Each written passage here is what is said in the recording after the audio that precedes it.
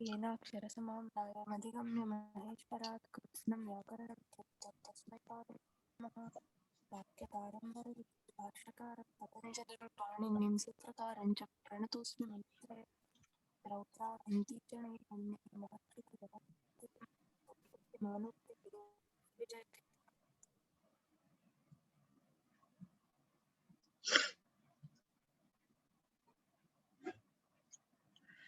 नमस्ते। इदानीं वयम् आरम्भं कुर्मः।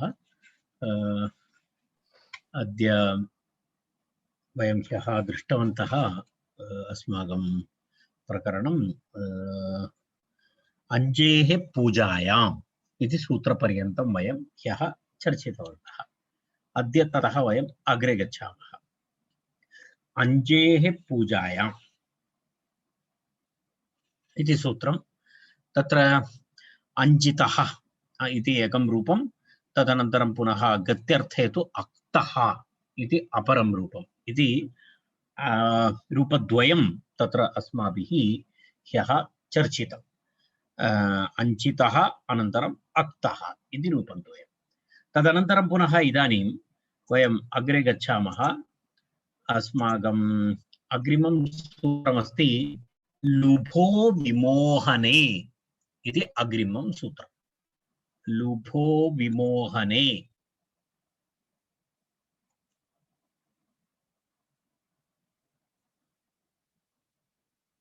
लुभो विमोहने इति अग्रिमं सूत्रमस्ति।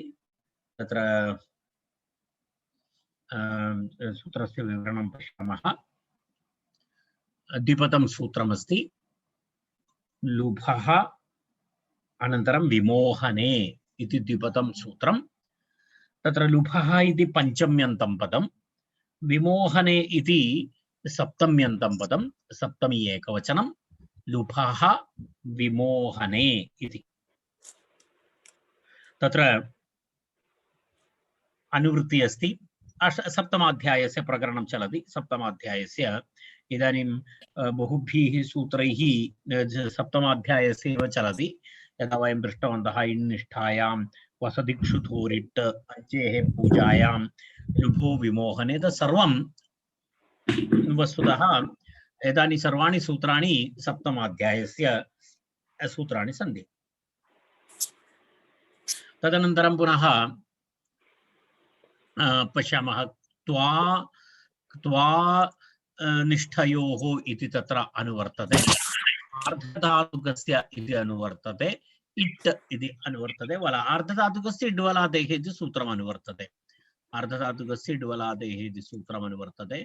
त्वानिष्ठयोः इति सूत्रमपि क्लिशः त्वानिष्ठयोः इति, तस्मात् त्वानिष्ठयोः इति अनुवर्तते। अङ्गाधिकारः, अङ्गस्य इत्याधिकारः। लुभः विमोहने अर्थे, लुभः तत्र लुभधातु अस्ति। अर्थद्वये तत्र लुभधातोः प्रयोगः अस्ति। तत्र गार्धे इति अनन्तरं इति अर्थद्वयमस्ति तत्र। तेन कारणेन विमोहने इत्यर्थे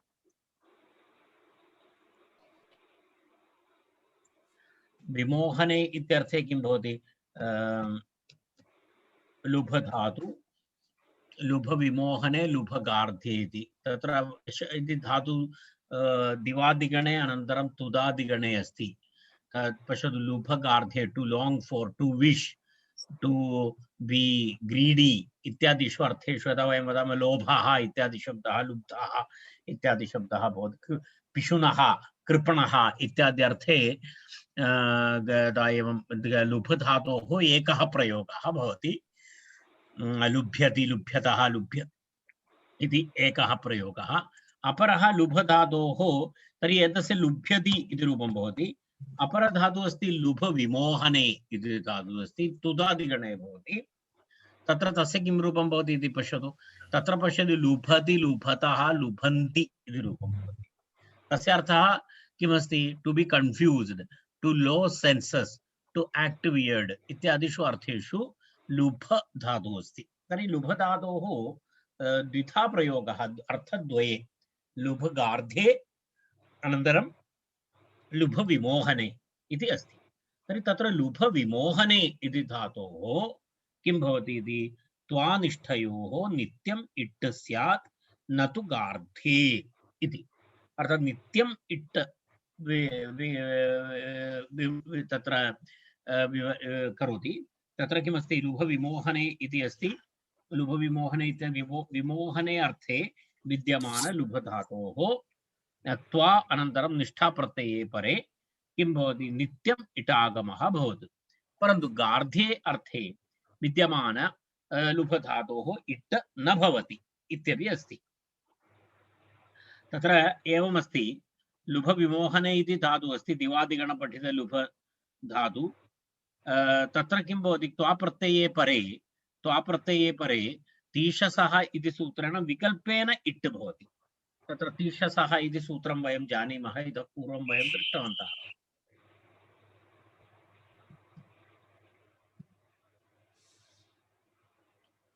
तीषसः लुभ रुष ऋषः इति सूत्रमस्ति। पश्यतु सप्तमाध्यायस्य एव सूत्रं तीषसः लुभ रुष ऋषः इति सूत्रेण तत्र किं भवति तकारादौ अर्धधातुके इषु सः लुभ रुष इत्येतेभ्यः वा इडागमः भवति इति अस्ति। तत्र इडागमः वैकल्पिकः विहितः अस्ति तत्र अनेन सूत्रेण तकारादिप्रत्यये तीष सः लुभ रुष ऋष इति अस्ति। एतेभ्यः धातुभ्यः तत्र किं भवति इति उक्तं।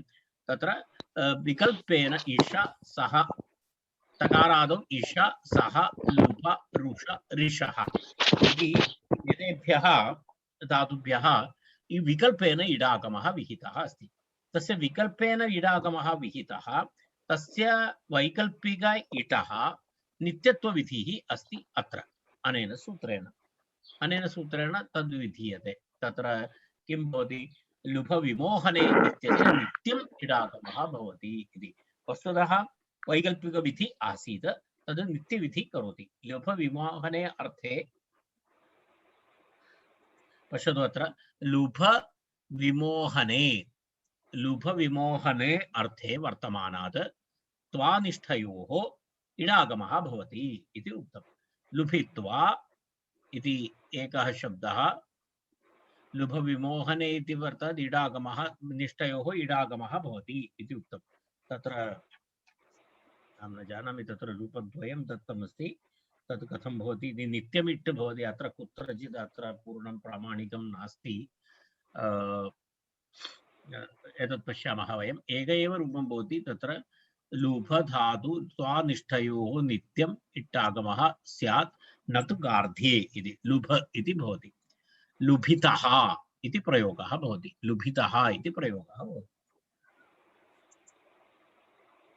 तत्र पश्यामः लुभविमोहने सिद्धान्तकौमुदी लुभः त्वानिष्ठयोः नित्यम् इट् स्यात् न तु गार्ध्ये इति उक्तम्। तर्हि प्रयोगः भवति लुभितः इति प्रयोगः भवति। लुभ इति धातु भवति, तदनन्तरं ता इति प्रत्ययः भवति, तदनन्तरम् इडागमः भवति। इडागमः नित्यमिडागमः भवति। तर्हि लुभ इ ता इति भवति। तदनन्तरं मिलित्वा तत्र लुभित इति प्रयोगः भवति। तस्मात् सुप्रत्यये ऋत्वविसर्गे लुभितः इति रूपं भवति। लुभितः इति तत्र रूपं भवति।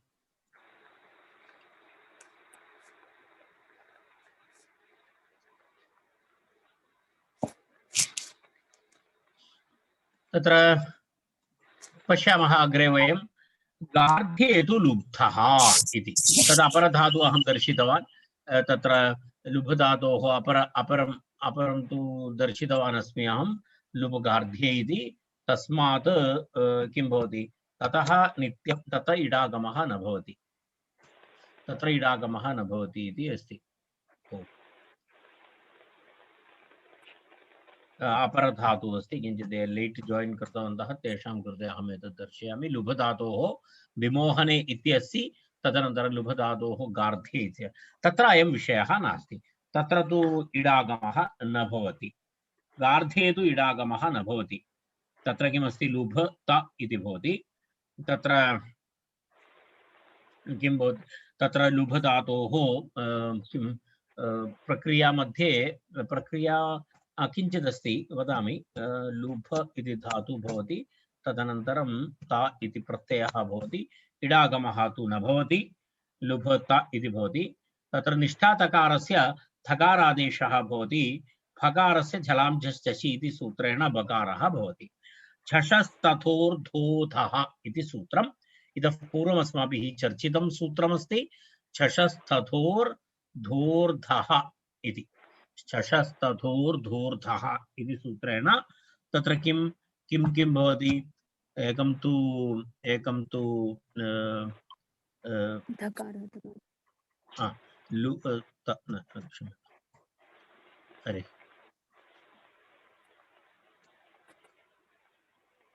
लुभ इति भवत्येव। तदनन्तरं पुनः तकारस्य स्थाने धकारादेशः भवति, तकारस्य स्थाने एतेन सूत्रेण धकारादेशः भवति।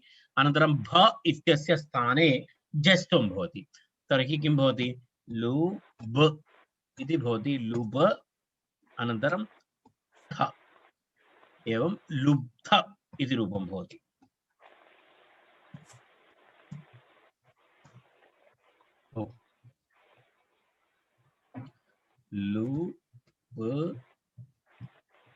लुब्ध, तस्मात् सुप्रत्ययरुत्वे विसर्गे लुब्धः इति प्रयोगः भवति। लुब्धः, लुब्धः इति ग्रीडी, ग्रीडी इत्यर्थे इंग्लिश भाषायां ग्रीडी इति वदति, तस्मिन् अर्थे लुब्धः इति प्रयोगः भवति। लुब्धः इति प्रयोगः अस्ति।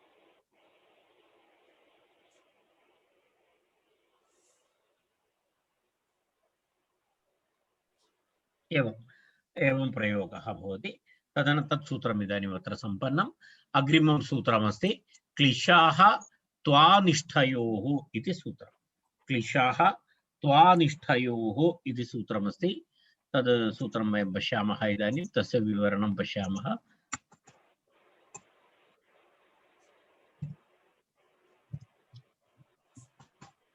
क्लिशः त्वानिष्ठयोः इति द्विपदं सूत्रं। तत्र क्लिशः त्वाश्च पुनः निष्ठा च इतरेतरयोगद्वन्द्वः, त्वाच निष्ठा च तयोः इतरेतरद्वन्द्वः त्वानिष्ठे, त्वानिष्ठे इति भवति। त्वानिष्ठे इत्यस्य षष्ठी द्विवचनं त्वानिष्ठयोः इति प्रयोगः, त्वानिष्ठयोः इति प्रयोगः भवति।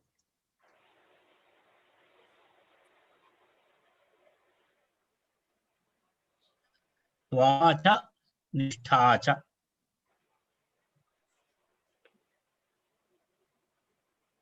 तदनन्तरं तत्र किं किमस्ति अनुवृत्ति, वा इति अनुवर्तते। तत्र स्वरति सूति सूयति भूयुतितो वा इति सूत्रं, तस्मात् सूत्रात् वा इति अनुवर्तते, अर्धधातुकस्य इड्वलादेः इति अनुवर्तते, अर्धधातुकस्य इड्वलादेः पूर्णं सूत्रम् अनुवर्तते इति अस्ति नियमः। पश्यामः, क्लिश इति धातु, क्लिश धातु, तस्मात् त्वा प्रत्यये परे निष्ठा प्रत्यये परे वा इडागमः भवति इति अस्ति। क्लिश, क्लिशु विबाधने इति धातु अस्ति, क्लिशु विबाधने इति धातु, क्लिश विबाधने इति, तत्र नित्यम् इट् अस्ति, क्लिश धातु सेट् अस्ति, क्लिश धातु सेट् अस्ति, तर्हि किं भवति, नित्यं तत्र इडागमः भवति, सेट् क्लिश इति धातु। पश्यामः एकवारं,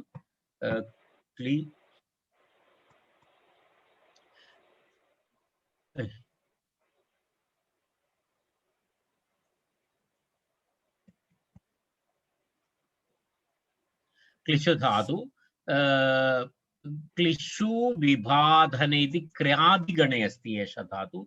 इतोपि अस्ति धातु तादृश, क्लिश्नाति इति प्रयोगः भवति क्रियादिगणे श्ना। अयं धातुः यद्यपि सकर्मकः अस्ति तथापि कुत्रचित् अस्य सकर्मकरूपेण अपि प्रयोगः कृतः दृश्यते। मुद्रणदोषः यथेष्टमस्ति। अयं धातुः यद्यपि सकर्मकः कुत्रचित् अस्य अकर्मकरूपेण अपि प्रयोगः कृतः दृश्यते इति मुद्रणीयमस्ति। अन्यथा तस्य वाक्यस्य अर्थः एव नास्ति। किम् अस्ति क्लिश्नाति इति रूपं भवति। किं विबाधने इति, to distress, to hurt, to suffer, to misbehave इत्यादि अस्ति। क्लिश्नाति इति प्रयोगः भवति। सः क्लिश्नाति इत्युक्ते सः मया सह सम्यक् व्यवहारं न कृतवान्, मिस्बिहेव् कृतवान् इति सः क्लिश्नाति इति प्रयोगः। एतेषां शब्द अहं भवतां पुरतः मम सर्वदा निवेदनमेव, एतादृशेषु धातुषु कुत्रचित् विशिष्य धातवः आगच्छन्ति, तद् नोट् कृत्वा स्थापयन्तु, तस्य प्रयोगं कुर्वन्तु सर्वदा। एतेषां धातूनां शब्दानां प्रयोगः करणीयः अस्माभिः। पर्टिक्युलर् यदा मिस्बिहेव् कृतवान्, यदा अव्यवहारं कृतवान् इति वयं वदामः, अव्यवहारं कृतवान् इति नामरूपस्य प्रयोगं कृतवान्, परन्तु तद् योग्यं नास्ति। वयं तादृश धातुरूपमस्ति, तर्हि तस्य प्रयोगः करणीयः। यदा क्लिश्नाति, पञ्चवारं तु वक्तव्यं भवति क्लिश्नाति इति किम् इति, तदनन्तरम् अवगच्छति। प्रयोगं प्रथमं वयम् आनयामः। तर्हि एतद् अस्माकम् एकैकस्य दायित्वमस्ति। एतादृश विशेषतया ये शिक्षकाः शिक्षिकाः भवन्ति, ते कृपया तस्मिन् विषये अधिकं ध्यानं ददातु इति मम कथनम्। यदा अत्र एतादृशाः शब्दाः भवन्ति, तादृशां शब्दानां सञ्चयनं सङ्ग्रहणं करोतु, तस्य विनियोगं करोतु, तदा कोइन् वाल्यू आगच्छति। अन्यथा इदानीं सहस्ररूप्यकाणां नोट् अस्ति कस्यापि हस्ते पुरातनं, तद् गृहे पतितमस्ति इति चिन्तयतु, तस्य कोऽपि लाभः नास्ति, कोइन् वाल्यू नास्ति तस्य। तद्वत् शब्दानामपि प्रयोगे नास्ति चेत् कोइन् वाल्यू न भवति, केवलं कुत्रचित् पुस्तकेषु पतितं भवति, लाभः नास्ति। अस्तु, नाम क्लिश सेट् तत्र क्लिशधातोः अत्र किम् उक्तं, विकल्पेन इडागमः उक्तः। अस्तु, क्लिश उपतापे अस्य नित्यं प्राप्ते क्लिशु विबाधने अस्य त्वायां विकल्पे सिद्धेपि निष्ठायां निषेधे प्राप्ते विकल्पः इति किञ्चित् दीर्घं विवरणमस्ति। तत्र कथमस्ति, ऊदित् क्लिश धातुः अस्ति, अस्य त्वायां विकल्पे सिद्धेपि निष्ठायां निषेधे प्राप्ते विकल्पः इति। ऊदित् धातु, क्लिश धातु, स्वरति सूयति गूञ्युतितो वा इति सूत्रेण विकल्पेन इट्टागमः भवति। तेन कारणेन यस्य विभाषा इति सूत्रेण त्वा प्रत्यये परे निष्ठायां यस्य विभाषा इति सूत्रेण तत्र किं भवति, पूर्णरूपेण तस्य निषेधः भवति। अर्थात् यस्य विभाषा इति सूत्रेण इडागम अभावः भवति, इट् निषेधः अस्ति। तस्मात् पुनः विकल्पेन इट् निमित्तं प्रकृतसूत्रे तत्र पुनः उक्तमस्ति। अर्थात् प्रथमं किमस्ति, निष्ठा प्रत्यये परे तत्र किमस्ति, क्लिश उपतापे इति तत्र सूत्रं, क्लिश उपतापे इति एकमस्ति, तत्र किमस्ति, क्लिश विबाधने इत्यपि अस्ति, क्लिश उपतापे इत्यस्य नित्यम् अस्ति तत्र। तस्मात् उपतापार्थक क्लिश धातोः निष्ठा प्रत्ययः नित्यं भवति, तस्य अपवादसूत्रमस्ति इति एकमस्ति। अनन्तरं क्लिश विबाधने इत्यस्य भिन्ने अर्थे भवति। एवं द्विधा तत्र व्याख्या करणीया। क्लिश उपतापे अस्य नित्यं प्राप्ते, क्लिशु विबाधने अस्य त्वायां विकल्पे सिद्धेपि निष्ठायां निषेधे प्राप्ते विकल्पः। विषयद्वयम् अस्माभिः ज्ञातव्यम्। क्लिश उपतापे इति धातुः अस्ति, तदपि वयं पश्यामः। इदानीं दर्शयामि। क्लिश उपतापे इति धातु दिवादिगणे अस्ति। क्लिश्यते इति पश्यतु, अत्र नित्यमस्ति, अत्र नित्यम् इडागमः अस्ति, सेट् अस्ति। तर्हि प्रथमप्रश्नः स्पष्टं, क्लिश उपतापे अस्य नित्यं प्राप्ते, क्लिश उपतापे इति अस्य नित्यं प्राप्ते अनेन सूत्रेण विकल्पः विधीयते इति प्रथमः विषयः समाप्तः। क्लिश धातु उपधापार्थक क्लिश धातोः नित्यम् इट् अस्ति, तस्य विकल्पः क्रियते। नंबर 1। द्वितीयः विषयः क्लिश विबाधने इति धातोः विकल्प वैकल्पिक इट् अस्ति, वेट् अस्ति। क्लिश विबाधने इति धातु त्वायां विकल्पे सिद्धेपि तत्र विकल्पे सिद्धे किं भवति? त्वा प्रत्यये परे यस्य विभाषा इति सूत्रेण तस्य निषेधः भवति इट्।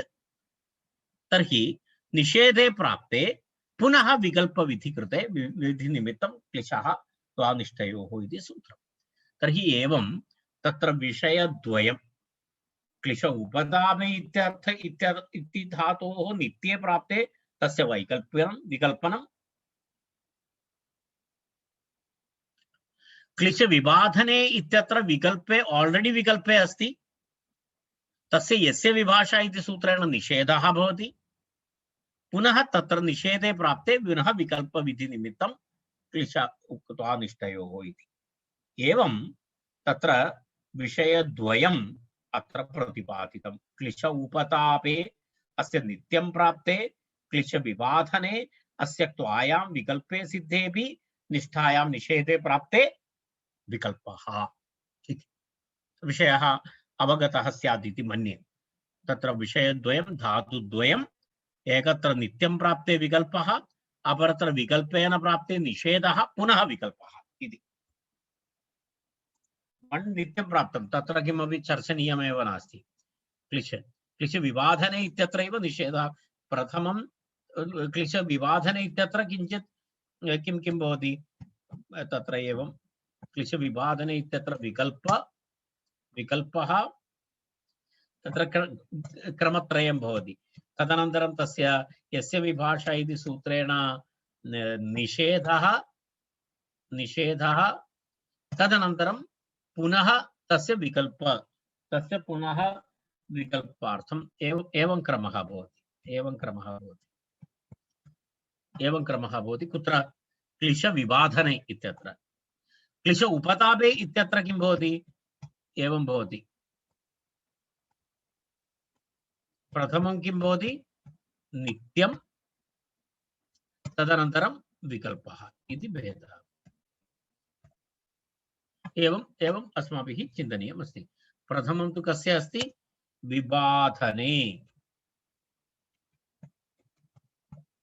विबाधने इति धातोः विषयः भवति। तत्र विबाधने इति धातोः विषयः भवति। अत्र तु उपतापे इति इत्यस्य विषयः भवति। एवं नोट् कृत्वा स्थापयतु। क्लिश विबाधने इत्यत्र विकल्पः, निषेधः विकल्पः, उपतापे इत्यत्र नित्यम् अनन्तरं विकल्पः इति तस्य सारांशः। एतावदुक्त्वा वयं कुत्र गच्छामः? तस्य प्रयोगं पश्यामः। क्लिशितः क्लिष्टः इति रूपद्वयं। क्लिशितः क्लिष्टः। क्लिशधातोः तत्र किं भवति? क्तप्रत्ययः,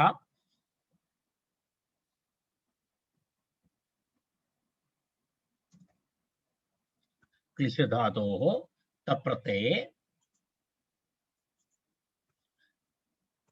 क्लिशधातोः तप्रत्ययः क्लिशता इति भवति। क्लिशता इति स्थिते यदा विकल्पेन इडागमः भवति, विकल्पेन इडागमः भवति चेत्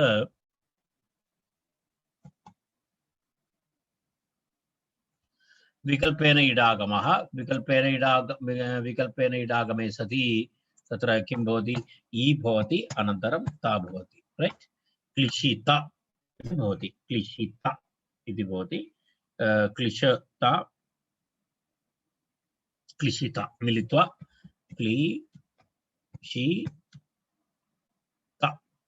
इति प्रातिपदिकं भवति। तस्मात् सुप्रत्यये रुत्वे विसर्गे क्लिशिता इति भवति। तत्र यदस्य अभावपक्षे, कस्य अभावपक्षे? इडागमस्य अभावपक्षे क्लिश इति भवति। क्लिशता इति तिष्ठति। अनन्तरं तत्र किं भवति? प्रश्च भ्रश्च इति सूत्रं वयं जानीमः। प्रश्च भ्रश्च इति सूत्रेण तत्र शकारस्य स्थाने षकारादेशः भवति। प्रश्चभ्रश्च इति सूत्रं वयं पूर्वं पठितवन्तः। इदानीम् अहं तस्य विवरणं न करोमि, बहुवारं चर्चितः विषयः। तो तर्हि श न भवति, क्षम्यतां, तत्र तस्मिन् स्थाने ष भवति। प्रश्चभ्रश्च इति सूत्रेण षकारस्य स्थाने षकारादेशः भवति, ता भवति क्लिशता इति भवति। क्लिशता इति स्थिते तत्र ष्टुनाष्टुः इति सूत्रेण टकारस्य स्थाने टकारादेशः भवति।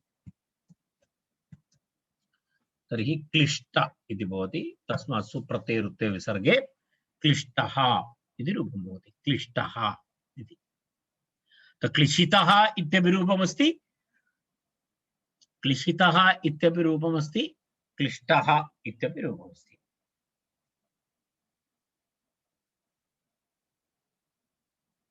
इति एतत् सूत्रमत्र समाप्तम्। एतद् विवरणम् अत्र रैट्।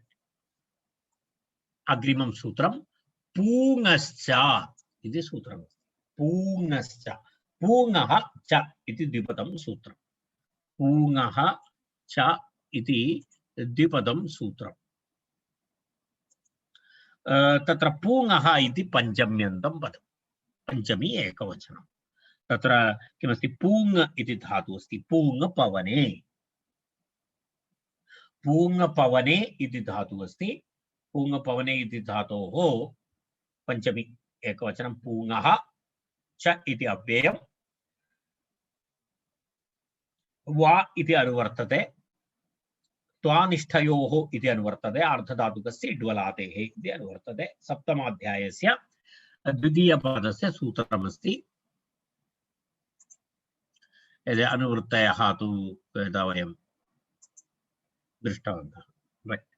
अङ्गस्य इति अधिकारः। पूङः च त्वानिष्ठयोः वा इडागमः भवति इति उक्तम्। पूधातोः किं भवति, पूधातोः निष्ठाप्रत्यये परे अनन्तरं त्वाप्रत्यये परे विकल्पेन इडागमः भवति। तत्र श्रुकाः किति इति सूत्रमस्ति। श्रुकाः किति इति तेन सूत्रेण निषेधः प्राप्तः अस्ति। तत्र तेन कारणेन अत्र किमस्ति, अत्र विकल्पेन तस्य पुनः इडागमस्य विधानं कृतमस्ति। तत्र एकः विषयः तावदेव अस्ति तत्र वक्तव्यं। पूङः त्वानिष्ठयोः इट् वा स्यात् इति अस्ति।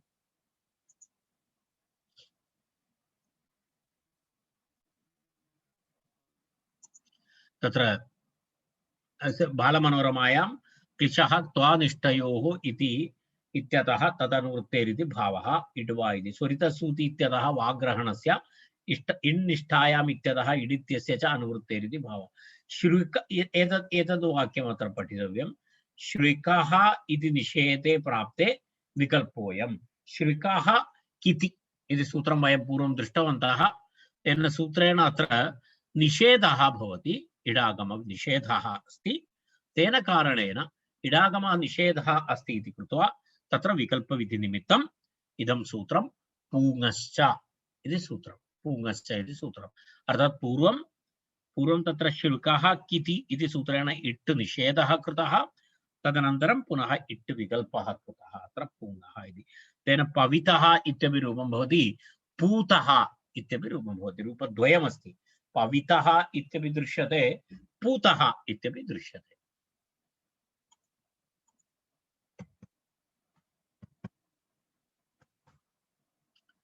पूङपवने इति धातुः अस्ति।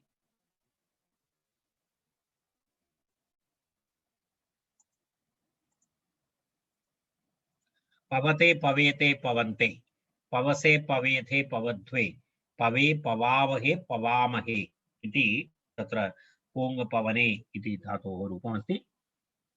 तत्र अग्रिमं सूत्रमपि पश्यामः, तदनन्तरं तस्य पुनः उदाहरणं पश्यामः। तत्र अग्रिमं सूत्रं प्रथमाध्यायस्य अस्ति, पूङः त्वाच इति। तत्र एक अतिदेशसूत्रमस्ति। एतत् अतिदेशसूत्रमस्ति 3051।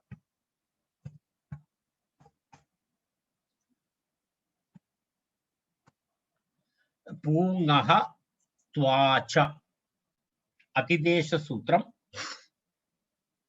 अतिदेशसूत्रमस्ति तत्र पूङः त्वा अनन्तरं च इति त्रिपदं सूत्रं पूङः इति पंचमी एकवचनं त्वा इति लुप्तविभक्तिकं प्रथम लुप्तविभक्तिकम् अस्ति पूङः इति पंचम्यन्तं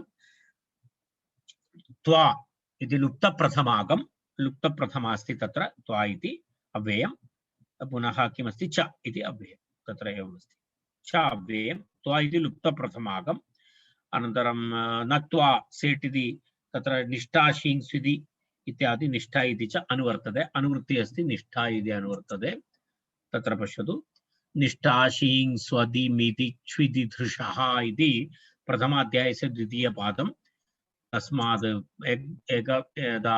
यदा वयं पूर्वं प्रथमाध्यायं प्रति गतवन्तः तद् भवन्तः पश्यन्तु असंयोगात् लिट् कित् इति सूत्रात् कित् इति अनुवर्तते न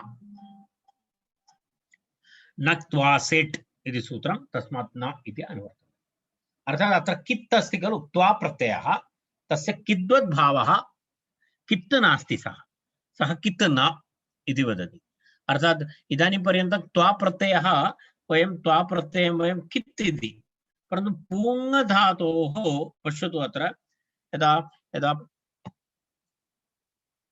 पू धातु अस्ति पू धातोः तप्रत्ययः भवति वस्तुतः अत्र तप्रत्ययः वयं जानीमः अत्र ककारः इत् अस्ति इति कृत्वा एतद् वस्तुतः कित् अस्ति तप्रत्ययः कित् अस्ति कारण ककारः इत् अस्ति परन्तु पूङ धातोः परे यः तप्रत्ययः भवति निष्ठा प्रत्ययः भवति सः अनन्तरं तस्य इट्टपि भवति सेट् भवति पूङः त्वा निष्ठा च सेट् अनन्तरं किं न भवति कित् न स्यात् इत्यपि उक्तम् अत्र पूर्वसूत्रे स्वानिष्ठयोः इट् वा स्यात् इति उक्तम् अत्र किं किं करोति अत्र विषयद्वयं अनेन सूत्रेण विधीयते पूङः त्वा निष्ठा च सेट् इति विधीयते पूङ धातोः सेट् कित् न अर्थात् किं भवति पूङ धातोः परे इट् सहित इट् युक्त त्वा तस्य कित् तद् त्वा अनन्तरं निष्ठा तस्य विद्यमान कित् कित्वरूपेण न भवति अर्थात् एतस्य कित्वं न स्वीकरणीयं तेन किं भवति कित् अस्ति चेत् गुणं वृद्धि निषेधः कित् नास्ति चेत् तत्र किं भवति गुणं वृद्धि च भवतः इति तत्र लाभः तस्य प्रयोजनं तद् तेन कारणेन इदानीं किं विधीयते पू यदा विकल्पेन इडागमः पश्यतु पू धातु विकल्पेन इडागमः तप्रत्ययः इदानीं कित् अस्ति एतत् परन्तु अत्र अनेन किं विधीयते अतिदेशः विधीयते कः अतिदेशः क्रियते इति वयं पश्यामः तस्य वदामः वयं किं नाम वदामः कित् एवं वदामः अकित् भावः विधीयते इति वयं वदामः अर्थात् कित् अस्ति तकारः कित् अस्ति परन्तु यदि इट् अस्ति इट्तः परं यः निष्ठा प्रत्ययः वा भवति त्वा प्रत्ययः वा भवति पूङ धातोः तस्य कः भावः विधीयते अकित् भावः विधीयते अकिद्वद् भावः अरे अकिद् भावः न क्षम्यताम् अकिद् भावः न अकित्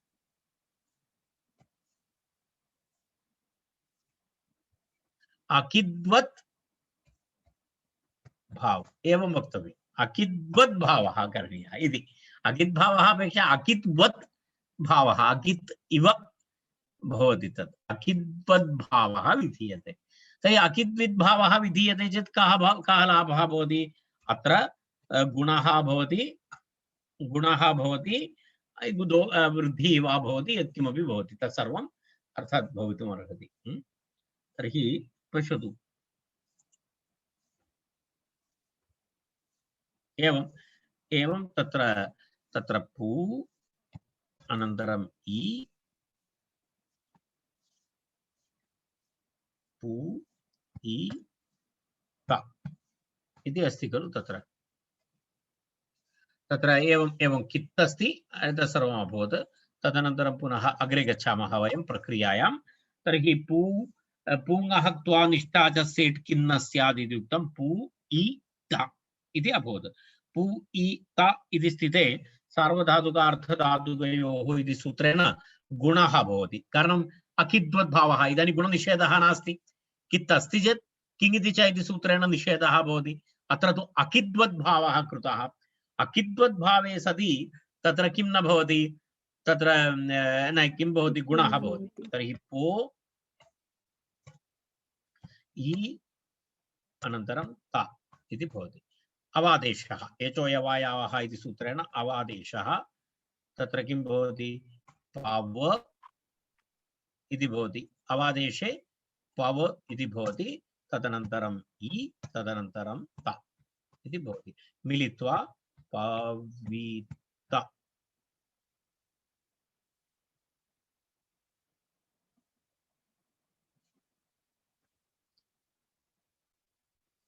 पवित इति भवति पवित इति स्थिते तस्मात् सुप्रत्यये ऋत्वे विसर्गे पवितः इति एकं रूपं भवति पवितः इति एकं रूपं भवति अपरं रूपं वैकल्पिक इट् अस्ति तेन कारणेन इडागमः न भवति चेत् किं भवति पूत इति रूपं भवति तस्मात् सुप्रत्यये ऋत्वे विसर्गे पूतः इति भवति एवं पवितः पवितः अनन्तरं तत्र पवितः तदनन्तरं तत्र किं किं भवति पवितः इति एकं रूपम् अस्ति तदनन्तरं रूपम् अस्ति पूतः इति अग्रिमं रूपम् अस्ति एवं एवं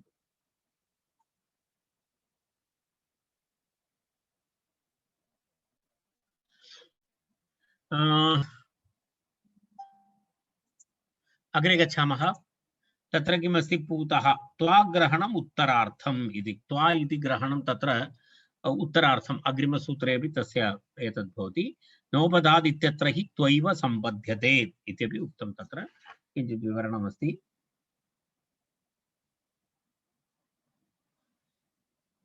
नोपधात् नोपधात् थफान्ताद् वा इति एकं सूत्रमस्ति 3324 तदग्रे वयं तस्मिन् यदा तत् सूत्रम् आयाति तस्मिन् सन्दर्भे अहं तस्य विवरणं करिष्यामि इदानीं तत् पार्श्वे वयं स्थापयामः यदा यदा 33 चर्चा भवति तत्र वयं पश्यामः अग्रे गच्छामः निष्ठा इति तत्र एतत् 3052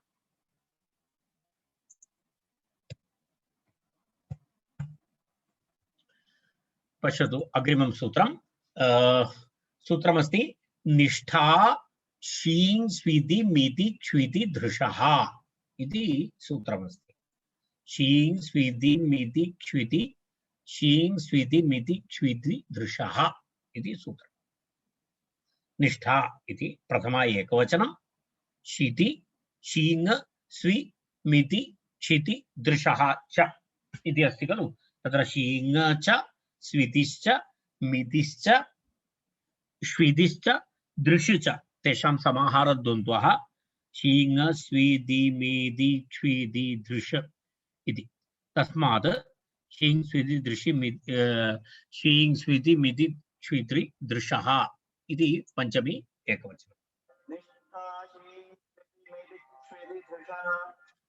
सूत्रस्य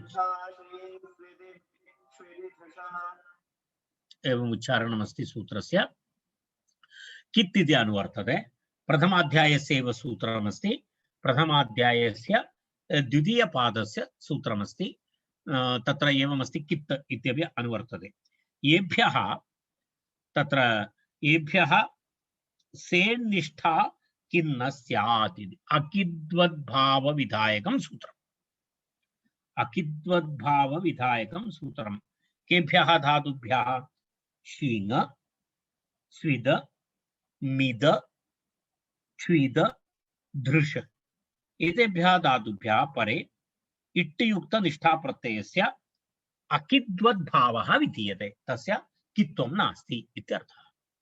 तस्य कित्वं नास्ति। केषां केषां धातूनां? शीङ, स्विद, मिद, क्ष्विद, दृश इति एतेषां धातूनां किं न भवति? कित्वं न भवति। त्वा प्रत्यये परे वस्तुतः कित् अस्ति, पूर्ववत् अकिद्वद्भावः विधीयते। अकिद्वत् अतिदेशसूत्रम् इति वयं वदामः। अतिदेशसूत्रमस्ति इदं सूत्रम्। अतिदेशसूत्रं भवति कारणं तत्र तद्वत् विधीयते खलु। शीङ, स्विदि, मिति, क्ष्विति, धृष इत्येतेभ्यः परः निष्ठाप्रत्ययः सेट् कित् न कित् भवति इति उक्तम्। स्पष्टमस्ति, सूत्रस्य विवरणं तु स्पष्टमस्ति। तत्र एवं एभ्यः सेट् निष्ठा, सेट् निष्ठा किं न स्यात् इति उक्तम्। अर्थात् इट् सहित निष्ठाप्रत्यय, इट् पूर्वं भवति, इट् सहित निष्ठाप्रत्ययस्य किं भवति? कित् न स्यात्। शयितः, शयितवान् इति रूपम्। अनुबन्धनिर्देशः यङ् लुङ् निवृत्त्यर्थः इत्यपि उक्तम्। तत्र अनुबन्धनिर्देशः कृतः। अनुबन्धनिर्देशः इत्युक्ते स्विति इत्यादि रूपाणि दत्तानि अस्ति। अत्र निष्ठा इति सूत्रे शीङ धातोः अनुबन्धसहितः दत्तः। अन्यथा शी इति पर्याप्तमासीत्। शीङ इति अनुबन्धसहितनिर्देशः अस्ति सूत्रे। तस्य कः लाभः इत्युक्ते अनुबन्धसहितस्य एवमस्ति, तत्र यङ् लुगन्त रूपं भवति, यङ् लुङ् रूपनिवृत्त्यर्थम् इति उक्तम्। अर्थात् यत्र यङ् लुगन्त धातु भवति तत्र अयं नियमः। यङ् लुगन्त धातु यत्र भवति तत्र न भवति। यङ् लुगन्त धातु विषये किं न भवति? तत्र एतस्य अनुबन्धरहित यङ् लुगन्त प्रयोगेषु एतत् न भवति। अर्थात् अकिद्वद्भावः तत्र न भवेत् इति दर्शयितुं तत्र सूत्रे एतत् उक्तमस्ति। एतेषां यदा एतादृश तत्र एकः नियमः अस्ति। स्तिपा शपानुबन्धेन निर्दिष्टं यद् गणेन च यत्रैकाच् ग्रहणं चैव पञ्चैतानि न यङ् लुकि इति एकः नियमः अस्ति। अनन्तरं भवन्तः पश्यन्तु, तत्र एवं यङ् लुकन्तविषयः यदा भवति तदा, इदानीं तु तद्दीर्घः विषयः अहम् इदानीं न, एवं कश्चन नियमः अस्ति। पश्यामः उदाहरणं। शयितः, शयितवान् इति शीङ धातोः उदाहरणं प्रथमम्। शीङ धातोः प्रथमम् उदाहरणं दत्तमस्ति। तदनन्तरं पुनः पश्यामः।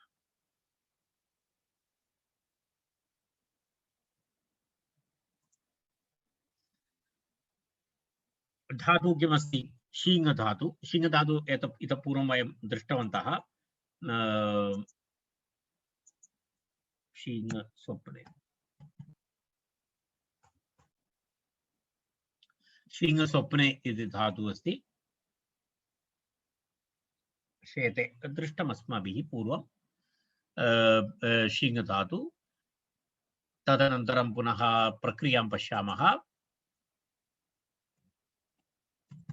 शी इति धातु भवति। शी इति धातोः तत्र किं किं भवति? शी धातु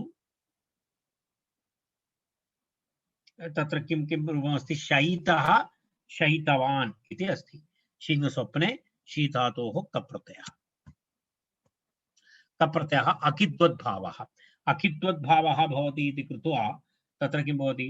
तत्र निष्ठा, तस्य अकिद्वद्भावः अनेन सूत्रेण विधीयते। तेन तत्र किं किं भवति? शी, इट्, अनन्तरं ता इति अस्ति। अकिद्वद्भावः भवति इति कृत्वा तत्र गुणः भवति। शे इति गुणः, इ इति इडागमः, अनन्तरं ता प्रत्ययः। एकारस्य अयादेशः शय, शय इति भवति। शय इति भवति, अनन्तरम् इकारः भवति, अनन्तरं तकारः। शयित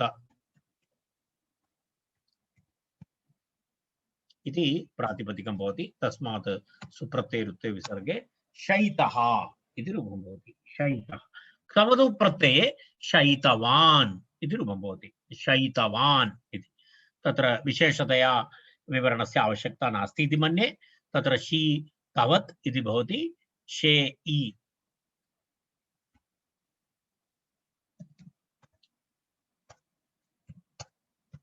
एवं भवति प्रातिपदिकम्।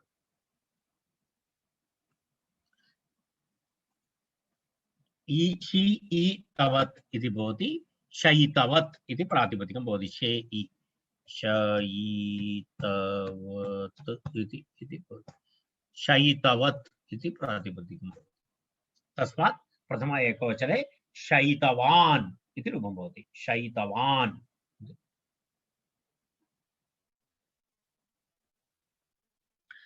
तत्र अनन्तरम् अनुबन्धनिर्देशः यङ्लुङ् निवृत्त्यर्थम् इति शेषितः इति रूपं भवति। तत्र किञ्चित् दीर्घा प्रक्रिया अस्ति।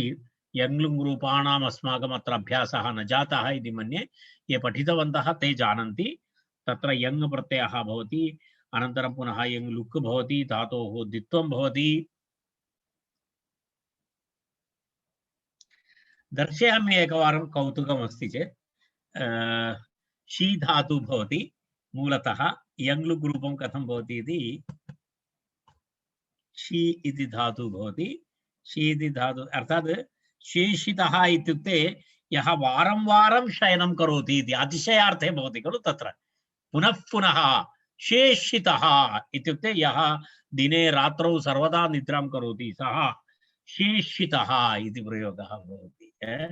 शेषितः इति तस्य नाम। वारं वारं सः निद्रां करोति, अति अधिकं निद्रां करोति, सः शेषितः इति भवति। तर्हि तस्य प्रक्रिया एवं भवति। शी धातु, शी धातोः यङ् प्रत्ययः भवति। यदा एतदस्ति एवं तस्य यङ् प्रत्ययः भवति। यङ् प्रत्ययः शी यङ् इति स्थिते यङ् प्रत्ययः भवति। यङोजि इति एकं सूत्रमस्ति। यङोजि इति सूत्रेण तस्य लुक् लोपः भवति। अर्थात् तदेव यङ् लुक् इत्युच्यते। अत्र यङ् भवति, तस्य लुक् भवति। तर्हि यङ् लुक् इति जातं। यङ् लुक् भवति चेत् धातोः द्वित्वं भवति। सर्वसूत्राणि न विवरणं करोमि। शीति शी इति भवति। अभ्यासस्य गुणः भवति। अभ्यासस्य गुणः भवति चेत् एवं भवति। शेषी इति भवति। अभ्यासस्य गुणे शेषी इति भवति। तदनन्तरं तस्मात् तप्रत्ययः भवति। तस्मात् तत्प्रत्ययः भवति।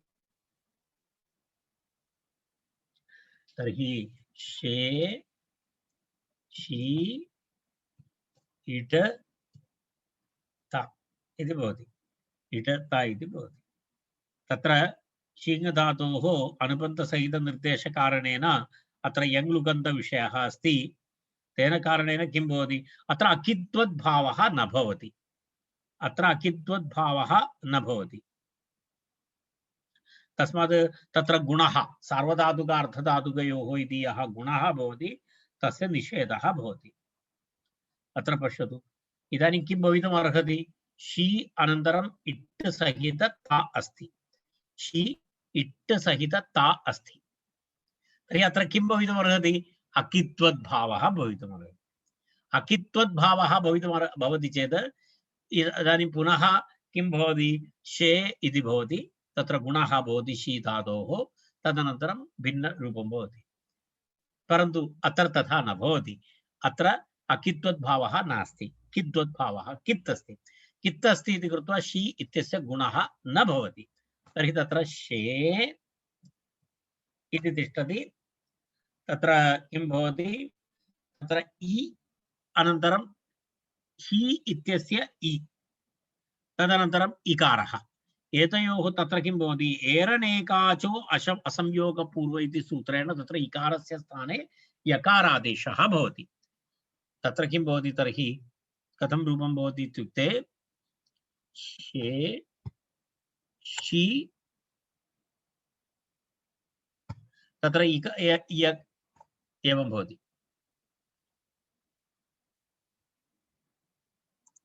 इकारस्य स्थाने यकारादेशः भवति, तर्हि एवं रूपं भवति। शे शि य त इति भवति। शेषित इति रूपं भवति। तत्र एतद् मिलित्वा वयं लिखामः चेत् कथं भवति इति पश्यामः। शे शि त इति भवति। पश्यतु, शेषित इति रूपं भवति। अन्यथा शेष्येत इति भवितुमर्हति स्म, शेषैत इति रूपं भवति स्म, शेषैत इति रूपं भवति स्म, परन्तु तथा रूपं नास्ति। यङ्लुकन्तरूपं यङ्लुकन्तधातोः शेषितः इति सिद्धरूपं। केवलं ज्ञानाय उक्तवान्, एतत् सर्वं न स्मरन्ति चेदपि चलति, चिन्ता नास्ति, स्मर्तुं प्रयत्नं करोतु। एवं विवरणं किञ्चित् एवम् अस्ति इति कृत्वा केवलं कौतुकाय दर्शितवान्।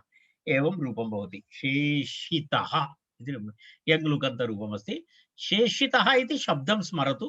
यः कोऽपि वा बहुवारं बहु अधिककालं निद्रां करोति चेत् तम् आह्वयतु, भवान् शेषितः अस्ति इति वदतु। अग्रे गच्छामि। शेषितवान् इति तस्य क्तवतु प्रत्यये अपि रूपमस्ति। शेषितवान् इति एवं रूपद्वयमस्ति। आदिकर्मणि निष्ठा वक्तव्या इति एकं वार्तिकमस्ति।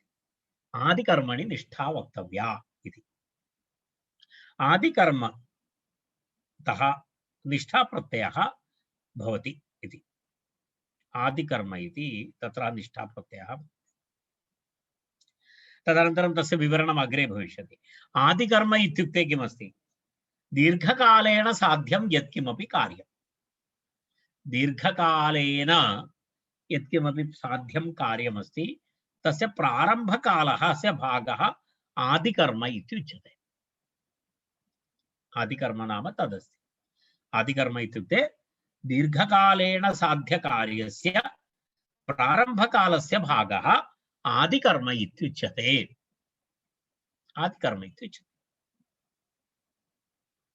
यत्र आदिकर्म दृश्यते यस्मिन् धातौ आदिकर्म दृश्यते तस्मात् तप्रत्ययः तवदु प्रत्ययः च भवति इति तत्र एतस्य आशयः।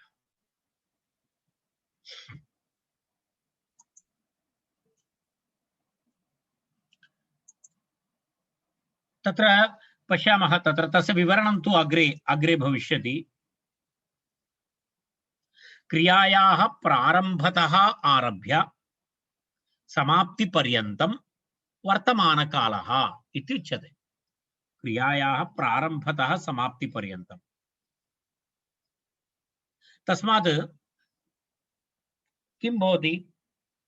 क्रियायाः यदा पचति इति वयं पश्यामः, पाकस्य आरम्भतः अन्तिमपर्यन्तं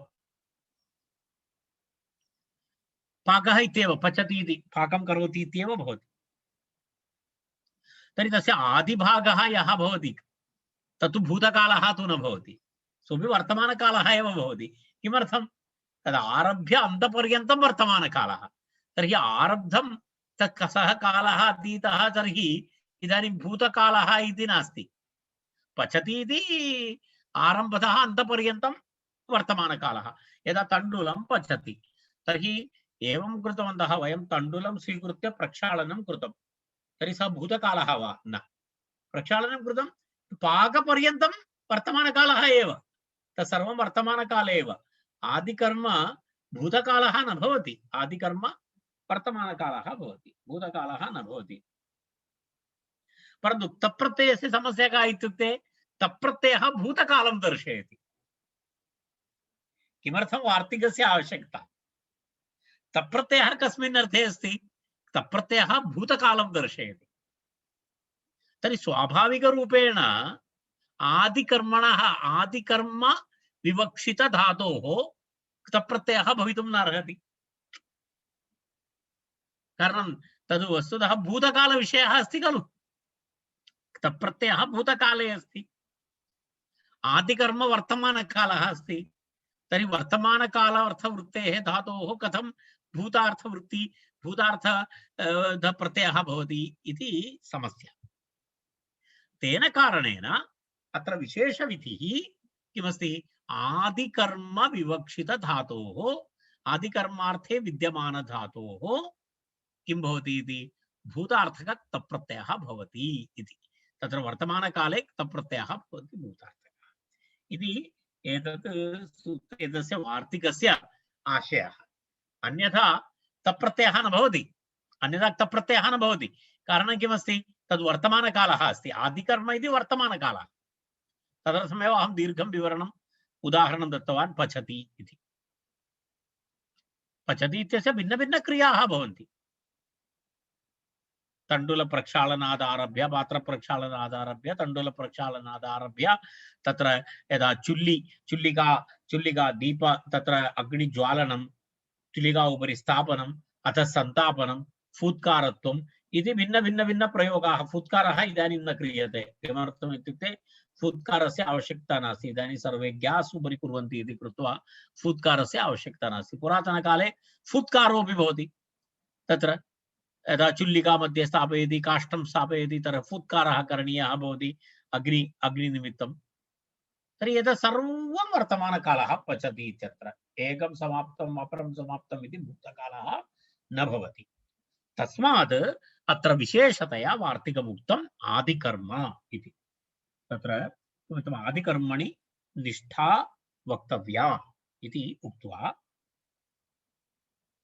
आदिकर्मणि तः कर्तरि च इति अत्र तप्रत्ययः कर्तृर्थे भवति। तप्रत्ययः तु वस्तुतः भावार्थे कर्मार्थे वयं जानीमः तयोस्तु भावकर्मणोः इति वयं पूर्वं पठितवन्तः। अर्थात् एतयोः आदिकर्मणि तः कर्तरि च इति सूत्रम्।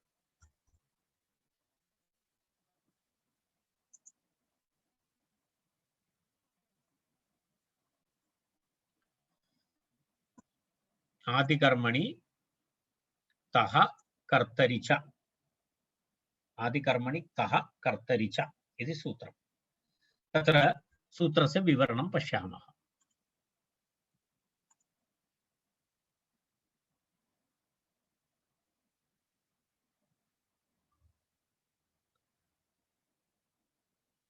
एकक्षणम् एतद् विभ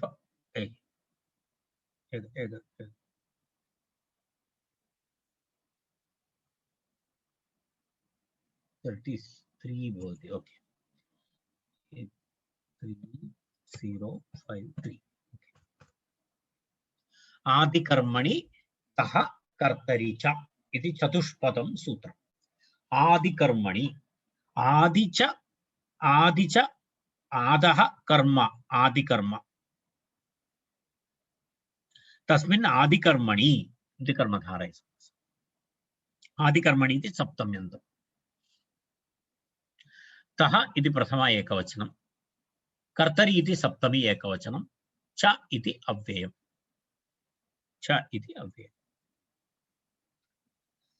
तत्र आदिकर्मणि यः तः सः कर्तरि स्यात् चकारग्रहणात् चात् भावकर्मणोः इति।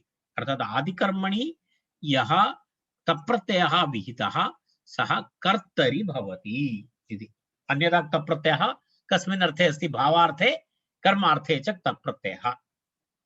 परन्तु अत्र आदिकर्मणि यः तप्रत्ययः विहितः सः कर्तरि भवति चकारात् यथा प्राप्तं भावकर्मणोः चकारात् यथा प्राप्तं भावकर्मणोः अर्थात् पूर्वं यथा वयं जानीमः तयोस्तु तत्र किं भावकर्मणोः इति वयं पठितवन्तः तयोस्तु कृत्यक्तकलर्थाः इति सूत्रं वयं स्मरामः।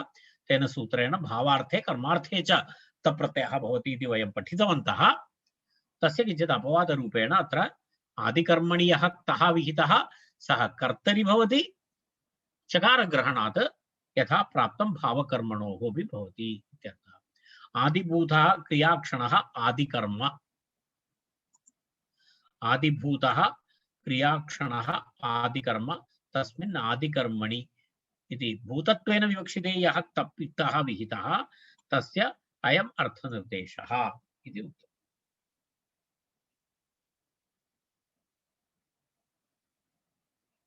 एतस्य विषये वयं श्वः अधिकं विवरणं कुर्मः। इदानीं वयम् अनन्तरं तस्य उदाहरणानि अपि वयं पश्यामः। तत् श्वः पश्यामः।